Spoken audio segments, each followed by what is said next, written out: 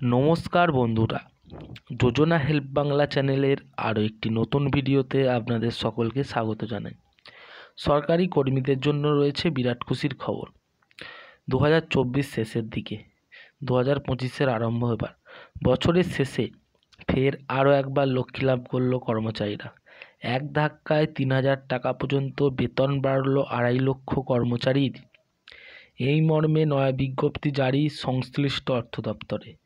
তো কোন দপ্তরের ক্ষেত্রে এই বিজ্ঞপ্তি জারি করা হয়েছে, কোন কোন কর্মচারীর ক্ষেত্রে বাড়ছে এই বেতন বাড়লেই বা সেটা কবে থেকে কার্যকরী হতে চলেছে, এই সংক্রান্ত বিস্তারিত জেনে নিন আজকের এই কিন্তু ভিডিও থেকে। তাই ভিডিওটি স্কিপ না করে প্রথম থেকে শেষ পর্যন্ত দেখুন, আর চ্যানেলে নতুন হলে অবশ্যই চ্যানেলটিকে সাবস্ক্রাইব করে নেবেন। দেখতে দেখতে শেষের দিকে 2024, তবে এই বছর বড় আন্দোলন করলেও রাজ্য সরকারি কর্মীদের ডিএ বাড়ল না। কেন্দ্র মহার্ঘ ভাতা বাড়ালেও রাজ্যের কর্মীদের ডিএ নিয়ে কিন্তু কোনো আপডেটই মেলেনি। তবে এর মাঝে মহার্ঘ ভাতা নিয়ে এলো বড় আপডেট। বাড়ল 2.2% হারে ডিএ, যার ফলে এক ধাক্কায় 3,000 টাকা পর্যন্ত বেতন বাড়ল কর্মীদের। কাদের জন্য প্রযোজ্য নতুন এই ডিএ? তো চলুন জেনে নিই আজকের এই ভিডিও থেকে। যেমনটা জানা যাচ্ছে, ঝাড়খণ্ডের কোল ইন্ডিয়া কর্মীদের জন্য ডিএ বৃদ্ধির ঘোষণা করা হয়েছে। জেনারেল ম্যানেজার গৌতম ব্যানার্জি একটি নোটিশ জারি করেছেন, যেখানে কর্মীদের 20.1% হারে ডিএ দেওয়ার কথা ঘোষণা করা হয়েছে। আর সুখবর হলো, ডিসেম্বর মাস থেকেই সেটা কার্যকরী হবে। অর্থাৎ এই ডিসেম্বর মাস থেকেই কিন্তু বর্ধিত বেতনের সুবিধা পেয়ে যাবেন।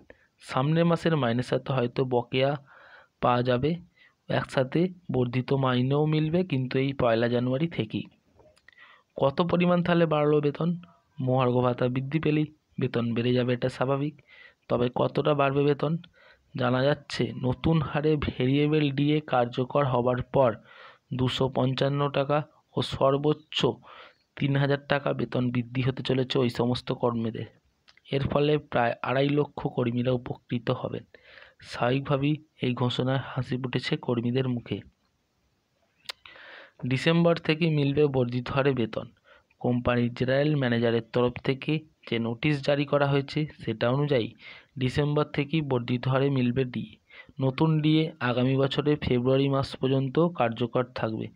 এরপর মার্চ মাসে এআইসিপিআইয়ের তরফ থেকে নতুন মূল্যবৃদ্ধির হার জারি করা হলে ফের ডিএর হার কিন্তু পরিবর্তন করা হবে।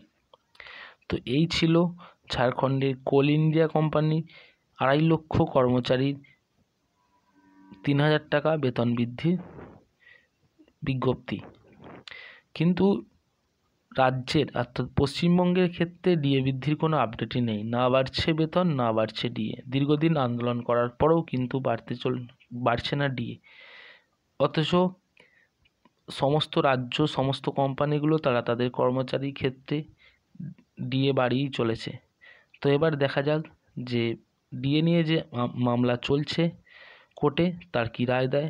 রায়টি কাদের উপর যায়? সরকারের উপর না সরকারি কর্মচারীদের উপর? কারা উপকৃত হবেন সেটাই এখন দেখার ব্যাপার। তো এই ছিল আপডেট। যদি ভিডিওটি ভালো লাগে অবশ্যই চ্যানেলটিকে সাবস্ক্রাইব করে নেবেন এবং পাশে থাকবেন। ধন্যবাদ।